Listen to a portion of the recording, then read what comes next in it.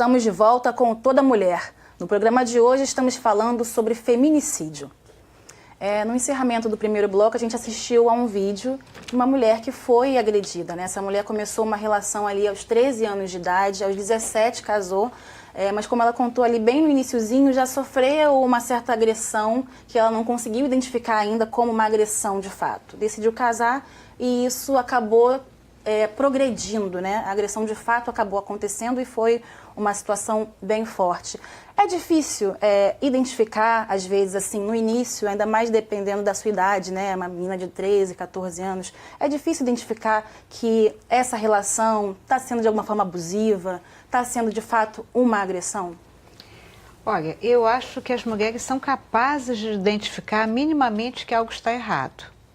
Mas eu acho que o que as mulheres têm dificuldade é de vencer o ciclo da violência. Nesse vídeo que a gente assistiu, a gente pode ver que ela começou a ser agredida ainda na fase do namoro, né? Essa violência foi assistida por um familiar. Diante da insistência da família, ela assumiu como sua a responsabilidade pelo ato de violência, ou seja, ele me agrediu porque ele se destemperou, mas a culpa é minha. Eu que não me comportei, eu que não correspondi ao padrão que ele desejava de mim, por isso que ele me agrediu.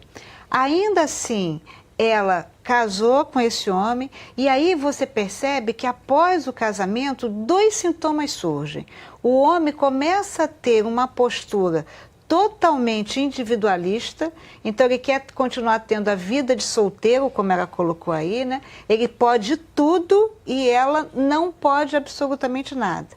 E nesse pode tudo, ele tem que poder fazer tudo sozinho, não é nem fazer tudo com a companhia dela. E por outro lado, quando começa a aumentar a intensidade da agressão.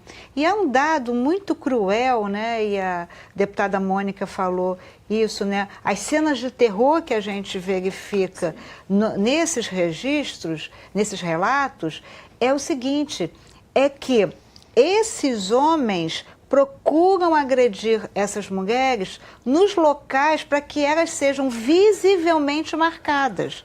Então, ela relata que ela ficou sem um pedaço do seu cabelo. Então, as marcas são pelo corpo para que as mulheres sejam identificadas na sociedade. É o soco no olho, há relatos de homens que tatuaram com quimba de cigarro a inicial do seu nome em braços das mulheres, né? Por isso que na Lei Maria da Penha, a gente tem até como medida protetiva a possibilidade de buscar em juízo a reparação física daquela mulher, né? Que é um pouco o que relatou essa moça, né? Ela chora porque ela percebe que fruto dessa agressão é a perda, né, de algo que é importante para toda e qualquer mulher, né? Exatamente. Acho que tem um elemento que é imprescindível da gente trazer para essa conversa, ouvindo essas cenas de terror pelas quais essa mulher passou e de tantos outros relatos que são muito similares, né? Desde o processo de revitimização da vítima, né? De culpabilização da mulher, seja marcando cabelo, rosto, corpo, seio, lugares muito caros para as mulheres, né? Onde está a força do feminino, é o rosto, é o cabelo, são os nossos seios, né? Então, é pensar na dependência emocional dessas mulheres também, né? Que talvez já vem, ela fala de um relacionamento que começa na adolescência, na saída da pré-adolescência aos 13 anos. Então, talvez saindo de uma relação, a gente não sabe, mas pode, né, conjecturar nesse sentido, pela experiência, pelos relatos ouvidos.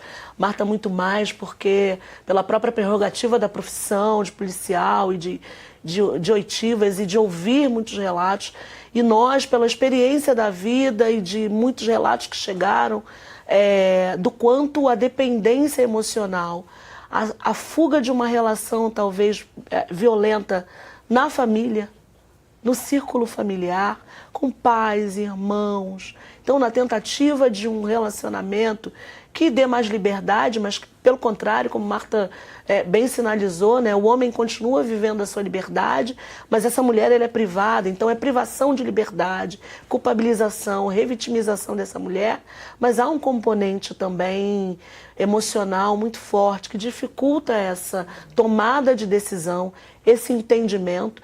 E tem um outro elemento que é a mulher achar, por vezes, numa relação, por ter um envolvimento emocional, por amar aquele indivíduo, né, com quem ela vive, construiu de alguma maneira uma história, de achar que ele vai mudar.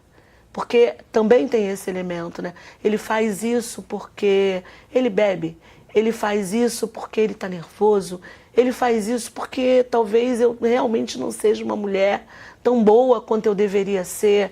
Então é um processo emocional extremamente violento, opressor e que é construído no seio da sociedade também. Então, é preciso levar em conta esse entendimento dessa relação e dependência emocional nesse contexto, né? E como lidar com essa questão do emocional no momento desse? O que essa mulher pode fazer para, de alguma forma, tentar se equilibrar, tentar resolver a situação e não passar mais, conseguir, de fato, romper esse ciclo de violência? Primeiro, entender que esse ciclo não é passageiro. Segundo, entender que a agressão não pode ser traduzida como um ato de amor, né? Ele me bateu porque ele tem ciúmes. Se ele tem ciúmes é porque ele me ama profundamente, né? E em seguida, a sociedade mostrar para essa mulher que existe um caminho fora dessa sensação, desse ciclo de violência, né? Então aí a gente ter uma rede de proteção que esteja pronta para receber essa mulher. E o que é lamentável é que, ao mesmo tempo que a política pública que é feita para a mulher, ela tem um apelo eleitoral muito grande, quando há a inversão do caixa, ou seja, quando chega a crise fiscal, ou quando chega a crise financeira, as políticas voltadas para as mulheres são as primeiras a serem interrompidas. Nós separamos aqui algumas matérias que saíram ainda esse ano, de mulheres que foram agredidas ou mortas, e também alguns comentários dessas matérias. Vamos assistir.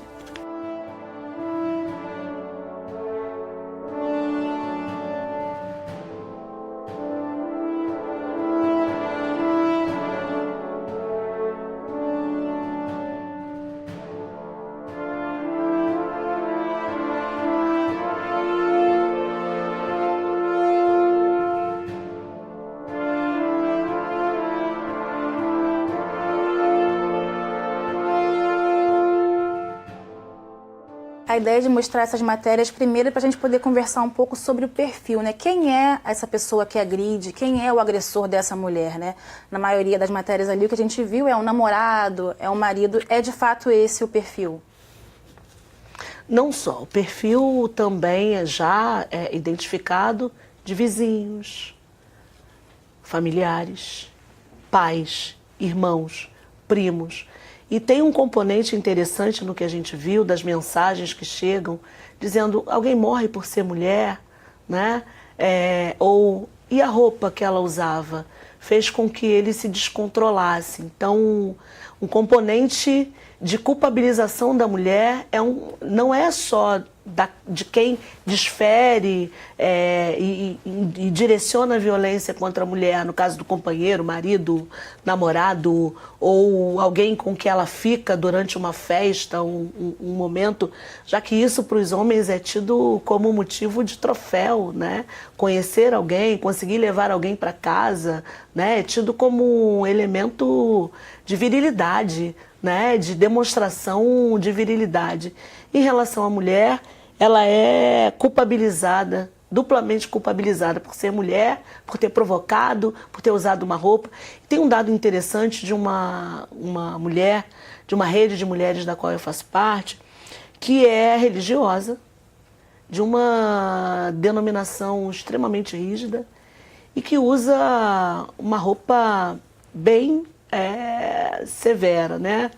Bem coberta, quase uma burca, eu diria. E ela foi vítima de estupro. E ela, no seu depoimento, dizia: eu pensava que as mulheres que eram violentadas ou que sofriam abuso de alguma maneira eram aquelas que usavam roupa curta ou roupa provocativa. Mas eu fui violentada. Então, o olhar dessa sociedade em relação à mulher, a roupa que ela veste, então a culpabilização da mulher, ela é a tônica nesse processo, né? É mulher só porque é mulher. É igualdade de gênero, ou seja, ela também pode ser vítima porque há igualdade de gênero. Então, enfim. Eu queria fazer uma observação que em todos esses casos que a gente examina, você mesmo apresentou o caso daquela jovem mulher que ficou 4 horas sendo agredida, apesar de ela estar visivelmente espancada, né, com graves ferimentos, quando você lia o comentário da notícia nos jornais, você ia verificar o seguinte: mas também ela convida o jovem, o agressor, na primeira vez para ir para sua casa, mas também ela tem mais de 15 anos a mais do que ela. Então eu acho que todas as mulheres sabem que serão julgadas pela sociedade antes do julgamento que o juiz ou o poder judiciário ou a própria sociedade destinar ao homem. Então essa certeza do julgamento, essa certeza que a mulher tem, que ela vai ser vista como responsável pela prática daquele ato de violência, eu acho que isso é um fator que faz com que as mulheres também não publicizem o ato de violência que estão sendo vítimas. Né? Elas fiquem efetivamente inibidas dessa questão. E aí, se você conjugar, como você bem colocou, que parte desses registros tem a ver com um autor que tem relações de afeto com essa mulher, aí você põe mais um tijolo na dificuldade para que essa mulher se sinta sujeito de direito e busque ajuda e entenda que esse homem tem que ser processado e julgado. Tem relação de afetividade, né? Só lembrando 2 campanhas que foram muito importantes, que foi o meu primeiro assédio e o meu amigo oculto, que foi exatamente isso, né? Pessoas muito próximas, numa relação de afetividade, o que dificulta e inibe ainda mais, para além da culpabilização e da revitimização dessa mulher. O nosso tempo está praticamente acabando agora. Eu queria só que as senhoras deixassem aqui um contato, né, para as mulheres que, de alguma forma, estão sofrendo agressão. Quem elas podem procurar, aonde elas devem ir, como é que está o nosso sistema de proteção a essa mulher, elas podem confiar? Eu gostaria que a gente encerrasse falando sobre isso. Em primeiro lugar, eu queria destacar o 180. Através desse número, que é um número gratuito, a mulher vai ser orientada e direcionada aonde buscar apoio e atendimento. Nós temos o Disque Denúncia, que tem um protocolo específico para atender mulheres vítimas de violência, o 2253-1177. A gente tem dentro da Alerj a Comissão de Defesa dos Direitos da Mulher, que é presidida pela deputada enfermeira Rejane. A gente tem dentro da Alerj a Comissão de Direitos Humanos, que é presidida pela deputada Renata Souza. A gente tem os nossos mandatos e tem, né, toda quarta-feira, a partir das 10 horas da manhã, as audiências e reuniões da CPI do feminicídio, que acontece aqui na Alerj, na sala 311, e eu queria já deixar aqui o nosso convite para que as pessoas acompanhem, não só de forma presencial, né, ou mesmo pela TV Alerj, já que todas as audiências e reuniões da CPI são transmitidas pela TV Alerj. Não tenho nada a acrescentar, só corroborar as informações dadas pela delegada Marta Rocha, deputada também. É importante frisar, né, essa prerrogativa, eu gosto, acho importante. Acho que o 180 é o primeiro número que chega para nós, então só total acordo e corroborar todas as informações. Deputadas, muito obrigada pela participação de vocês no programa Toda Mulher de hoje. Obrigada a você. Obrigada.